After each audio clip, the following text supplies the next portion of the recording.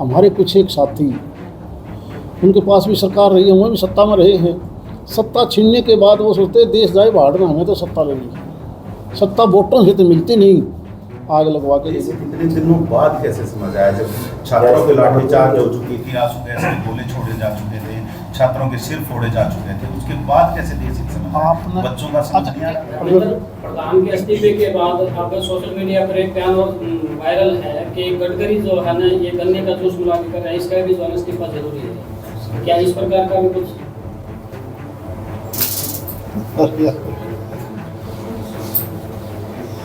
आप लोगों ने हमने करना था जूस पीना क्या? आज का वैसे तो मुद्दा और नहीं था, मकसद था हमारा।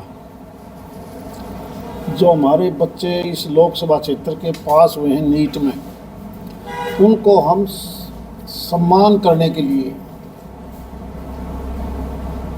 जिस प्रकार से उन्होंने एक कठिन परिश्रम करके हमारे प्रदेश का, हमारे इलाके का नाम ऊंचा किया है, इसी प्रकार हमने थोड़ी देर पहले नारनौल के अंदर भी उन बच्चों को सम्मानित किया है।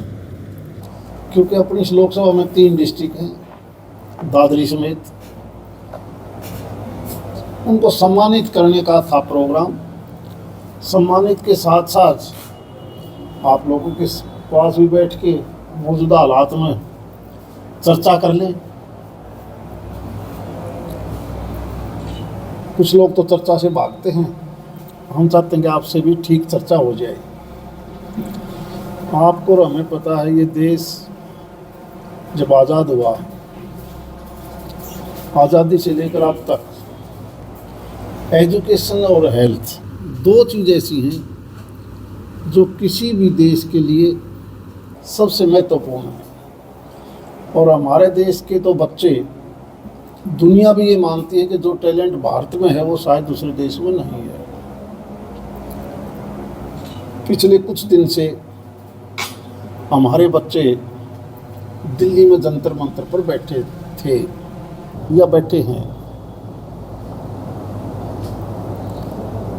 और मुख्य बात थी कि पेपर लीक हुआ है। आप भी जानते हो, ये आज की बीमारी तो है नहीं, नकल हो, पेपर लीक हो, और ये सरकार किसी की आपत्ति हो, ये हमेशा रहा है। अगर इसमें मूल परिवर्तन कराया है तो माननीय मोदी जी ने ही किया है। आप एजुकेशन में देखोगे, हरियाणा प्रदेश में भी देखोगे तो हर 20 किलोमीटर के अंदर हायर एजुकेशन के नाम से, डिग्री के नाम से आप ना कॉलेज मिलेंगे। ये पहले नहीं था। प्राइमरी एजुकेशन हो, सेकेंडरी हो, हायर एजुकेशन हो, इसी प्रकार से मेडिकल एजुकेशन हो।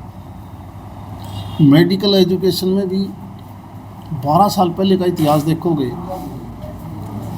तो चाहे एम्स की बात हो, मेडिकल कॉलेजेस की बात हो, अब तो मोदी जी ने एक फैसला कर रखा है कि देश के हर डिस्ट्रिक्ट में एक मेडिकल कॉलेज होगा। और जब मेडिकल कॉलेज होगा तो वहाँ सीट भी बढ़ेंगी।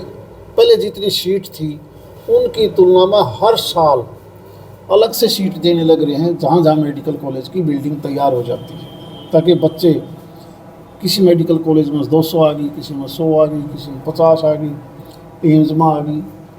वहाँ जब बच्चे पढ़ के जाएंगे और पढ़ने के बाद वो डॉक्टर बनेंगे। और नीट का रिज़ल्ट भी वही है। आप याद करो, ये नीट कब से शुरू हुआ?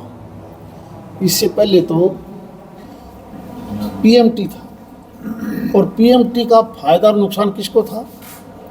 ये स्टेट वाइज कर रखे थे ताकि मैनेजमेंट की सीट के नाम से करोड़ों रुपया लूट लें।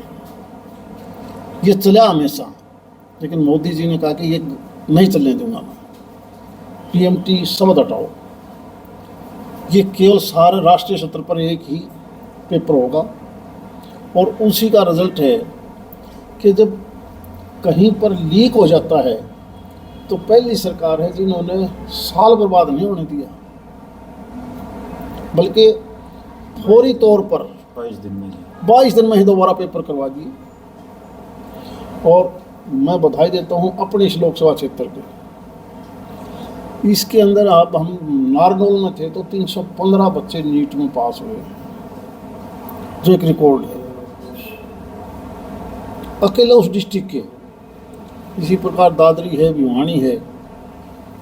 अभी आपके बाद उनको भी यहाँ भी थोड़ी संख्या में हो सकते हैं, हम मैसेज नहीं दे पाए, उनको भी हम हौसला बढ़ाने के लिए, बधाई देने के लिए सम्मान करेंगे, उनको सम्मानित भी करेंगे। इसी प्रकार से केवल और केवल दूसरी पार्टियां समाधान के लिए कोई नहीं कर रहा, सिर्फ एक जिद कर रही हैं। जबकि सत्ता पक्ष एनडीए, माननीय प्रधानमंत्री जी और स्पीकर साहब ने खुल के कहा कि कोई समस्या है तो चर्चा तो कर लो, चर्चा तो हम नहीं करेंगे। ये पहली बार इतिहास में हो रहा है कि हम चर्चा नहीं करेंगे। अब यहाँ भी कोई पंचायत और कोई बात उड़ जाती है तो पंचायत नहीं होती क्या, उसमें नहीं ली जाती राय? बताओ तुम्हारी क्या राय है, क्या फैसला करें? वो कहते हैं चर्चा नहीं, हमने तो सत्ता दो, हमने तो गद्दी दे दो। अब संवैधानिक दर्जे से, संविधान के मुताबिक वोटों से सरकार बनती है केंद्र में, प्रांत में, और ये तो एक ऐसा माहौल पैदा करना चाहते हैं कुछ एक लोग कि देश में गदर हो जाए। दुनिया के विकसित देशों की श्रेणी में हम आने लग रहे हैं। बड़ी ताकतें भी ये मानती हैं कि भारत बड़ा तेज ग्रो कर रहा है, बहुत तेज़ी से आगे बढ़ रहा है, और इसको रोका कैसे जाए। हमारे कुछ एक साथी, उनके पास भी सरकार रही है, वो भी सत्ता में रहे हैं। सत्ता छीनने के बाद वो सोचते हैं देश जाए भाड़ में, हमें तो सत्ता लेनी है। सत्ता वोटों से तो मिलती नहीं, आग लगवा के ले लो। अगर आग लगेगी तो वो बचेंगे? किस प्रकार की आग चाहते हैं वो? इसीलिए पहली दफ़ा देश के प्रधानमंत्री जी ने कहा कि जहाँ जहाँ भी कमियाँ हैं उनके खिलाफ केस दर्ज करो। क्या कभी सुनी थी कि कोई पेपर लीक में भी 10 साल की सज़ा का प्रावधान कर देगा, 10 करोड़ का जुर्माना लगाया जाएगा? कभी नहीं सुनी होगी। लेकिन क्योंकि दुनिया के चारों तरफ देशों में आग लगी हुई है और ये देश भुगत भोगी है, सैकड़ों साल तक लुटेरों ने इस देश को लूटे इकट्ठे होके कहीं न कहीं से आके, और ये ऐसी अफरा तफरी माहौल ख़राब करना चाहते हैं जिससे ये देश भी टुकड़े टुकड़ों में बट जाए, टूट जाए। लेकिन ये 142 करोड़ का देश है, इस प्रकार से कोई नहीं मानेगा। आपने लोकसभा के अंदर भी समझदार हो देखा होगा, एक पार्टी आरोप लगा रही है कि तुम तो बीजेपी से मिल रहे हो। उसी दिक्कत आम पार्टी आरोप लगा रही है कांग्रेस के ऊपर, और आपके टीवी के माध्यम से लगा रही है कि तुम तो मिले हुए हो सरकार से।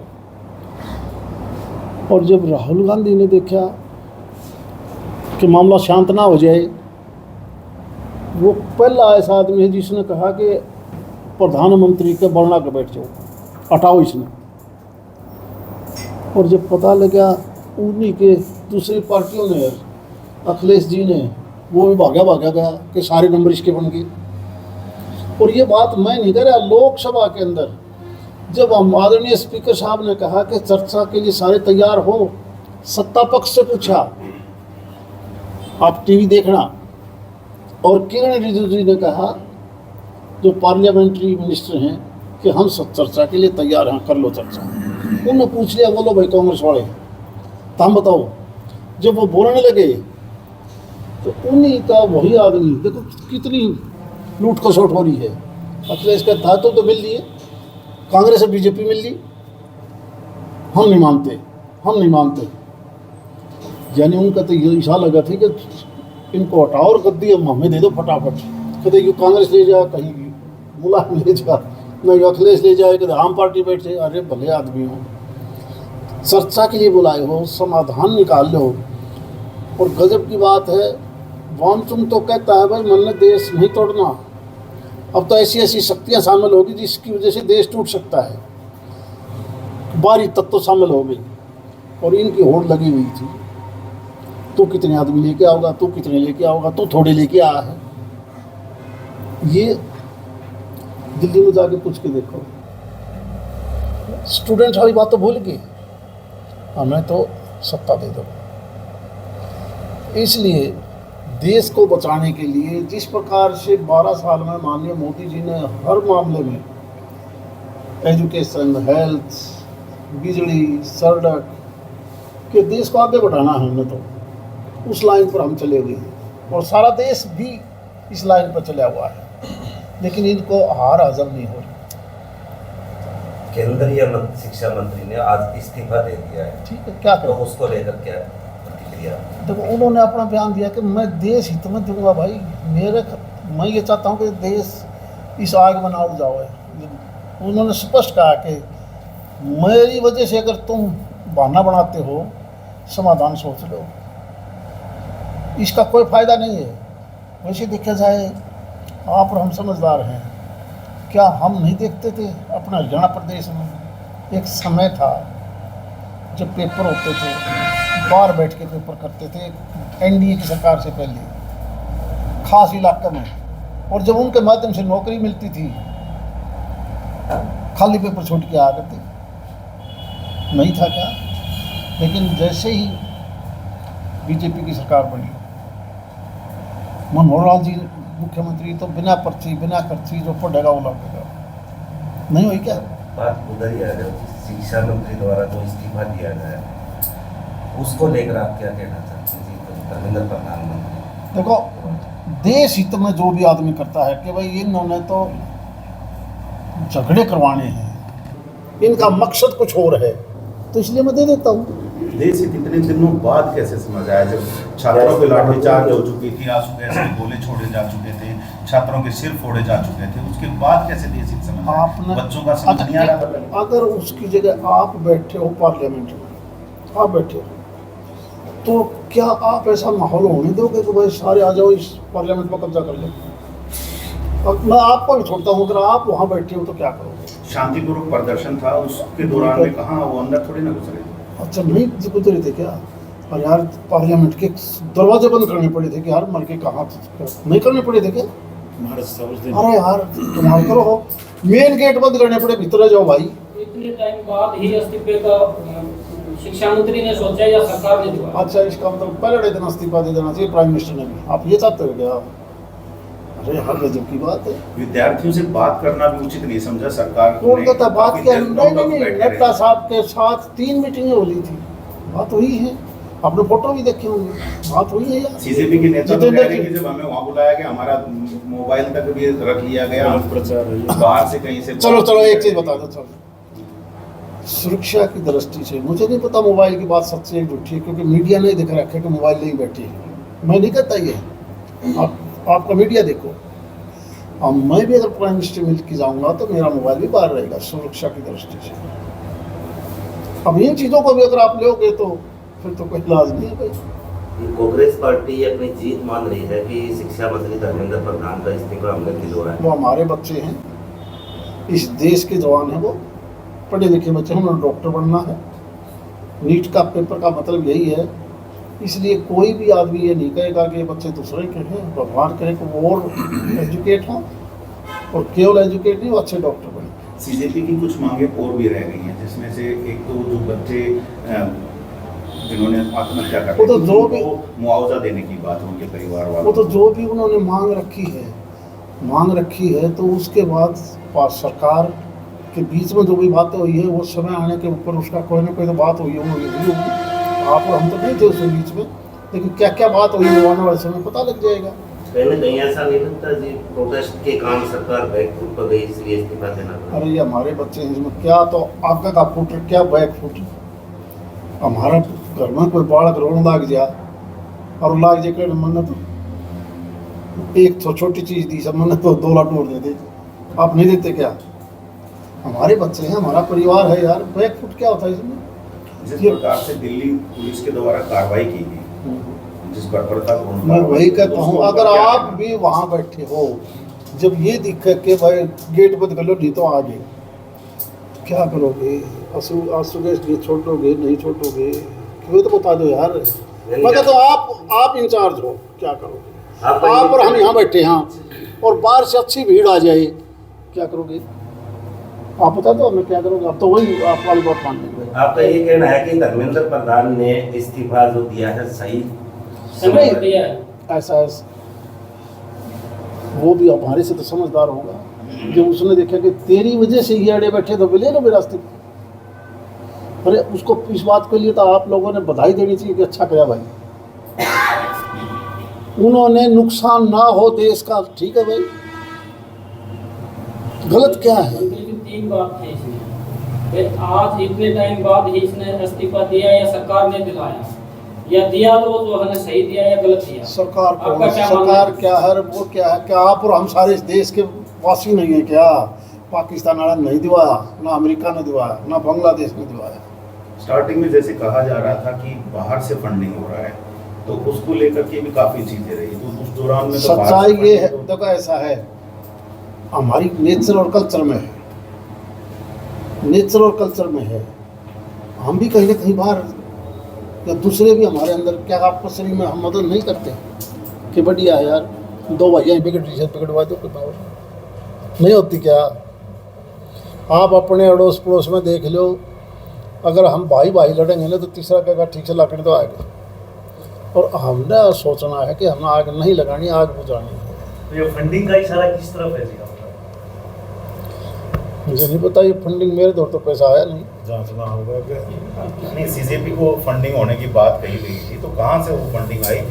वो जो स्टार्टिंग में बयान निकल के आए थे अलग अलग नेताओं से, क्या? वो कहाँ से निकल के क्या? आए थे कि बाहर से फंडिंग हो रहा है इनको? जब इंक्वायरी होकर टोटल रिपोर्ट आएगी तो आपके सामने क्लियर आ जाएगा कि कौन क्या कर रहा था। फिर अभी जैसे सरकार बात कर रही है नया एक नियम कानून लाने के लिए, हाँ। तो नया विधेयक शायद लेके अभी आ जाएगा। तो क्या कुछ उसमें खास रहने वाला है? देखो जब तक वो ड्राफ्ट ना हो, अभी कैबिनेट से अप्रूव होगा, फिर वो हाउस में आएगा। जैसे हाउस में होगा हम बता देंगे कि ये नियम यही है। उससे पहले तो हम अंदाज़ा ही लगा सकते हैं। आपके मीडिया ने लिखा है कि 10 साल तक की सज़ा और 10 करोड़ तक का उसको फरजाना देना पड़ेगा। धर्मेंद्र प्रधान के इस्तीफे के बाद अब सोशल मीडिया पर एक बयान वायरल है कि गडकरी जो है ना ये गन्ने का जूस मिला के कर रहा है, इसका भी जो है ना इस्तीफा जरूरी है। क्या इस प्रकार का भी कुछ?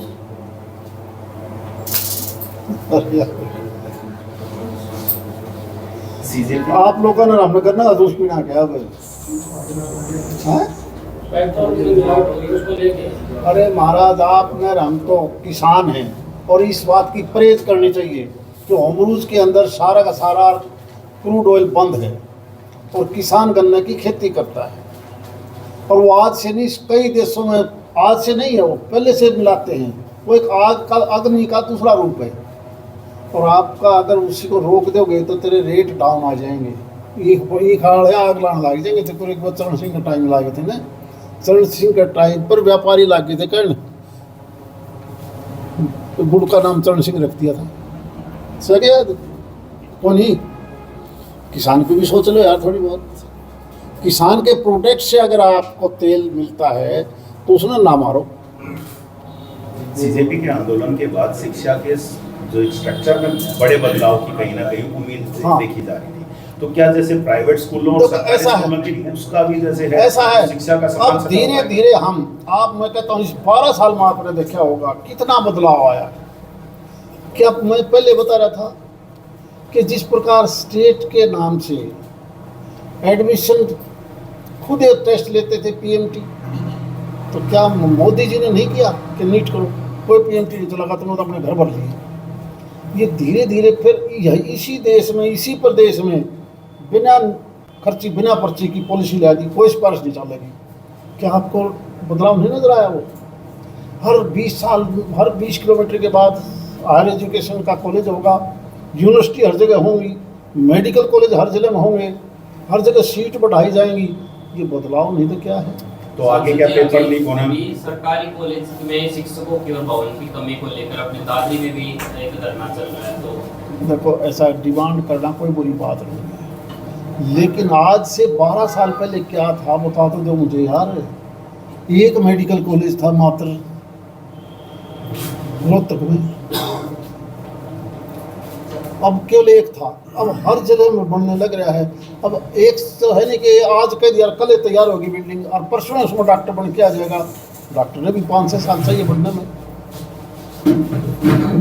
बनने के दुष्प्रभाव आपने कहा मंत्री जी के भाई किसान हित में है, तो जो व्हीकल मालिक है उनके लिए क्या सरकार कोई पॉलिसी लेके आएगी? जो इस चीज़ की पॉलिसी इंजन खराबी आ रही है कंपनी की कौन का तरफ तैयार, ये सारे गाड़ी में आए सारा पे पैसा हो रहा है जेब में। इसी दादरी में अगर 50 साल पहले कहोगे तो 2 गाड़ियाँ थी, बेचत गाड़ियाँ का जाम लगा रहे यार, नहीं लगा रहता क्या? स्कूल में जाके देख लो, सारे टीचर भी कार लेके आवे। अब जैसे जिस तरह का बदलाव आपने बात करी सीजेपी आंदोलन के बाद में, और अभी धर्मेंद्र प्रधान जी ने भी इस्तीफा दे दिया राष्ट्रहित को देखते हुए आपने कहा, तो आने वाले समय में क्या मान के चलें जो एनटीए के द्वारा जो पेपर करवाए जाएंगे वो लीक नहीं होंगे, या फिर किसी दूसरी एजेंसी के द्वारा भी जो पेपर कराए जाएंगे वो 142 करोड़ का देश है, 142 करोड़ का देश। क्या हम जब तक सारे के सारे हम अपने आप में ठीक नहीं करेंगे तो किसी प्रकार की मिलावट है, चोरी है, सारी हम ताकत लगा ले तो भी नहीं रुक पाती। क्या हम सब यहाँ बैठे हैं, इस प्रकार की मिलावट को अकेली सरकार तो नहीं रोक पाएगी। आप और हम सब सारे जब साथ देंगे, सरकार के पास अरे मैंने को पावर, क्या आप लोगों के पास पावर नहीं है? आप कोई पानी लेते हो, दूध लेते हो, सारा दूध कहाँ से आता है? क्या मानते हो सारा प्योर है? तो अकेली सरकार करेगी कि भाई इसको मिलावट को बंद करो? अरे हम सब जब तक हमारी आत्मा नहीं जागेगी तब तक बात नहीं बढ़ पाएगी। राज्यपाल सत्यपाल मलिक ने आरडीएक्स के दौरान सत्यपाल रहा नहीं, मरोड़ा का नाम आज 10 हेलीकॉप्टरों के द्वारा सेना मैंने को सत्यपाल जी जाल ये तो आज जिंदा हम के बारे में क्या नहीं कर सकती? मैं कहता हूँ सत्यपाल जी नहीं रही हमारे बीच में। आपने कहा कि सरकार अकेली सरकार क्या कर नो अकेली सरकार चक्कर है तो यो ट्रम्प तो नहीं कहता हमें तो बड़ा ताकतवर कोई नहीं। जब तक लोग साथ नहीं किसी चीज़ में, दुनिया की सबसे बड़ी ताकत का राष्ट्रपति है, उस तो बड़ी ताकत तो नहीं।